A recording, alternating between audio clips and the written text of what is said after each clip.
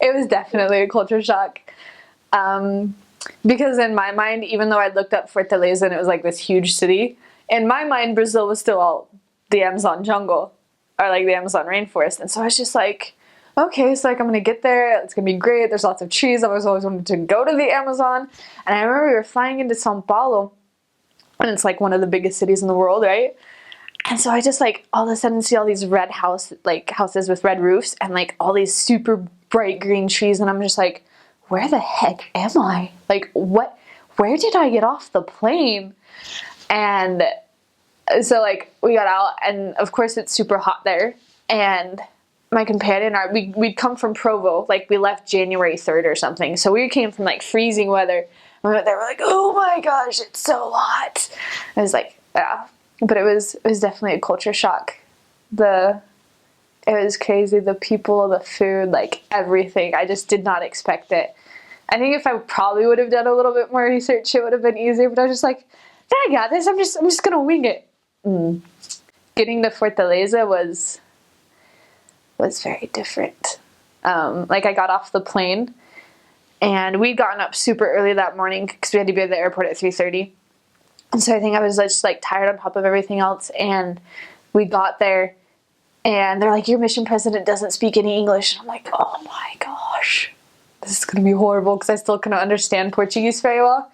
And so like that whole first day, like we got to the airport, and the assistants and like the office elders said hi, and you know, they spoke English, which was great. And then like we went to the president's house for lunch, and the mission president's wife was just sitting there the whole time just blabbing away. I just stared at her. I was like, okay, sure, sounds good. And then I had my interview with the president, and I understood a little bit, but I was just like, I don't know what you're saying to me.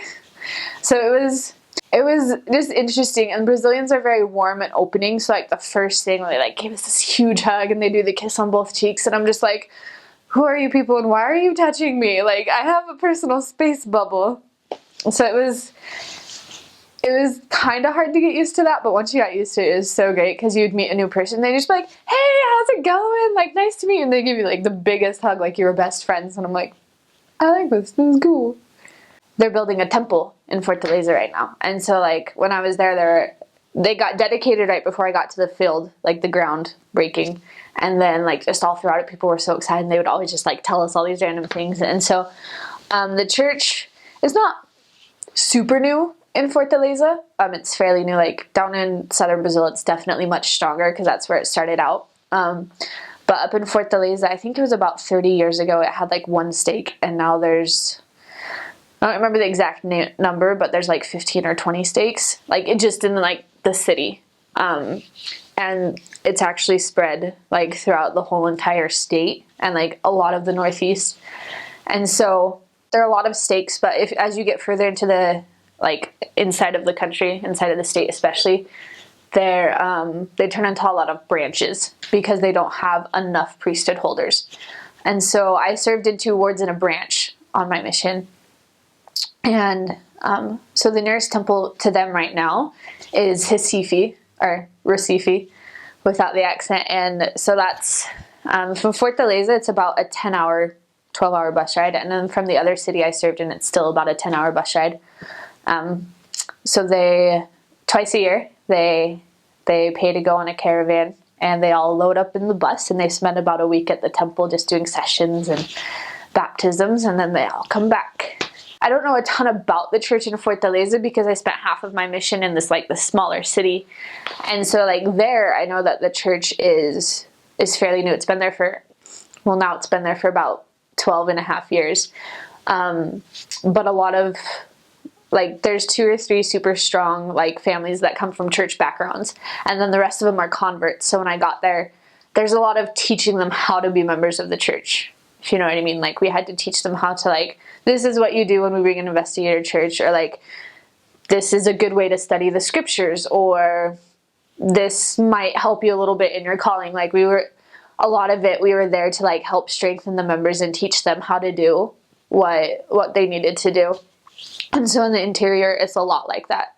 Like you go and you're there to do missionary work, but you're also there to help strengthen the members a lot because they're so excited about the gospel, but they're so new in it as well.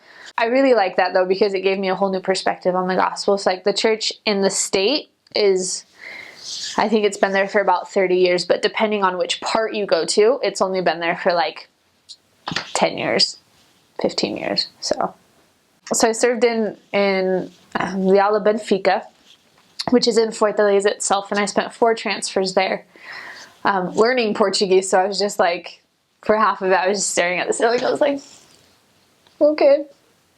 And then, but that was super exciting because like it was there. I was like, oh my gosh, guys, I understand Portuguese. And so then it became a whole lot more fun. And then I went, it's a 10-hour bus ride. I went to Crato, which is in the Zona Juazeiro zone. And it's like the very bottom of the state. A part of that zone picked up like another city in another state.